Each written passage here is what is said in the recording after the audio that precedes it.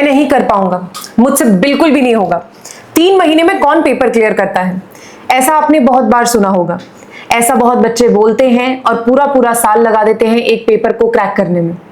ऐसा भी होता है कई बच्चे साल से भी ज्यादा टाइम लगा देते हैं एक पेपर को क्रैक करने में।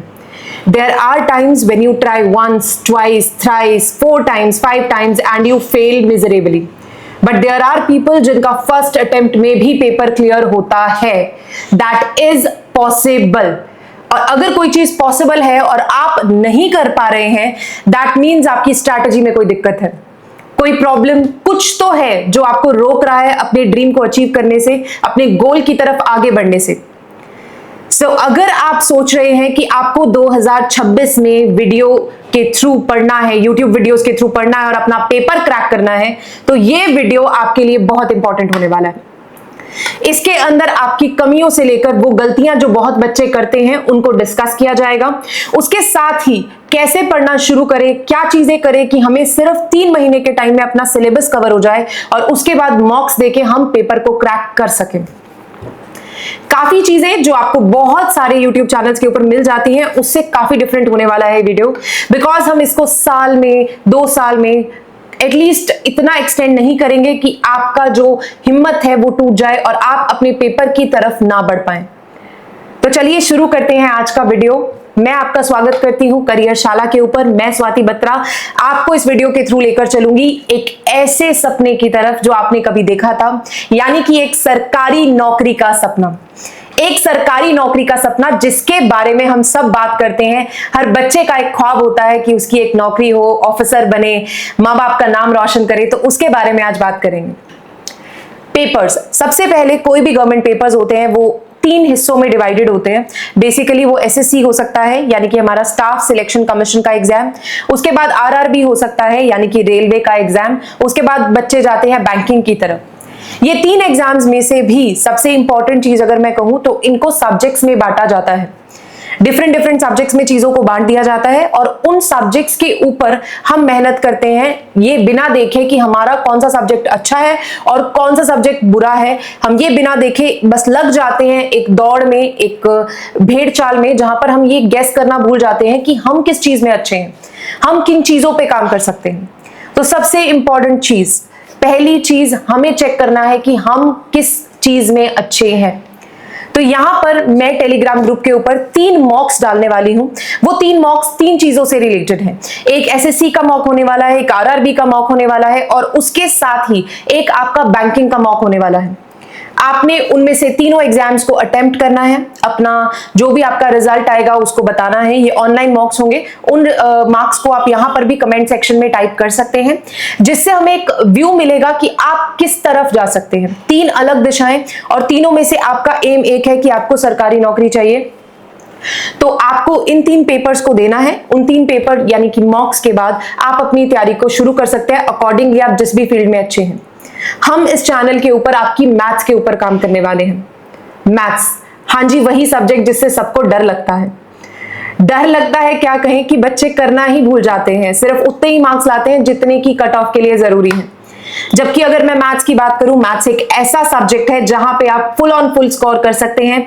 जितने भी मार्क्स का पेपर हो, दैट इज 25 मार्क्स का हो या 50 मार्क्स का पेपर हो, वो एक ही सब्जेक्ट है जिसमें पूरे मार्क्स आ सकते हैं। अगर आप रीजनिंग की बात करें, रीजनिंग में प्रॉब्लम हो सकती है बिकॉज वहां पे कोई प्रॉपर कंसेप्ट नहीं होता। अगर बात करें उसके साथ इंग्लिश की, इंग्लिश में वोकैब हमारी इतनी वास्ट नहीं होती कि पूरे आ जाएं। और करंट अफेयर्स और जीके, स्टैटिक जीके की अगर हम बात करें तो वहां पर तो देखिए वास्ट इतना सिलेबस है कि हम सब कवर कर ही नहीं पाते। एक ऐसा सब्जेक्ट जो आपका सिलेक्शन पक्का कर सकता है वो है मैथ्स। अगर मैं मैथ्स की बात करूं तो अगर आप सारे के सारे चैप्टर्स को अच्छे से कवर अप कर लेते हैं और उनको करने के बाद भी आपके पास कॉन्फिडेंस की कमी है, तो उसके बाद मॉक्स को सॉल्व करिए। मॉक सॉल्व करने के बाद जो कॉन्फिडेंस आपका बनेगा और जो भी पेपर आपका अटक रहा है, यही मैथ्स का सब्जेक्ट उसको पास करके दिखाएगा। बहुत सारे बच्चे हैं जो इससे डरते हैं। बहुत बार ऐसा होता है कि इसी पार्ट में फेल हो जाते हैं। पर अब एक चीज याद रख लीजिए, वो एसएससी का एग्जाम हो, बैंकिंग का एग्जाम हो या आरआरबी का हो, सेक्शनल कट ऑफ पे बेस्ड होता है। सेक्शनल कट ऑफ का मतलब आपको सेक्शंस भी क्लियर करने हैं। इस बार एसएससी ने भी सेक्शनल टाइमिंग लगा दी है। जो चीज वो इतने टाइम से नहीं कर रहा था, उसने भी इस बार वही चीज कर दी है। तो मतलब अगर सेक्शनल टाइमिंग है तो आपके पास लिमिटेड टाइम होगा क्वेश्चंस को सॉल्व करने के लिए, और इस लिमिटेड टाइम के अंदर आपको अपने आप को इतना कट ऑफ तक ले जाना है कि पेपर का सिस्टम आपका टायर 1 क्रैक हो ही जाए। आपको सिर्फ टायर 1 क्रैक करना है, टॉप नहीं करना है। कुछ बच्चे मार्क्स की होड़ में इतना लग जाते हैं कि टायर 1 को क्रैक करने के चक्कर में टायर 2 की तैयारी भूल जाते हैं। सो आपका मेन एम है आपको अपनी मैथ्स को अच्छा करना है टायर 1 और टायर 2 के लिए। तो आप सही जगह पर हैं, सही चैनल पर हैं, जहां पर हम आपकी मदद करेंगे। कोई बर्डन नहीं, कोई 500-600 क्वेश्चंस पर टॉपिक नहीं। कुछ क्वेश्चंस होंगे जो कि पीवाईक्यूज का हिस्सा होंगे, वो आपको मैथ्स को क्रैक करने में बहुत मदद करेंगे। एक चीज मैं यहां पे कहना चाहूंगी, जो बच्चा तैयारी कर रहा है और मैथ्स को हल्के में ले रहा है, उसका पेपर क्रैक होगा या नहीं होगा ये हमें नहीं पता, पर डेफिनेटली ये मैथ्स आपको क्रैक नहीं करने में बहुत प्रॉब्लम क्रिएट करेगा, क्योंकि जब आप मैथ्स की बात करते हैं, इसका सेक्शनल कट ऑफ अगर रह गया तो आपका सारा पेपर रह जाएगा।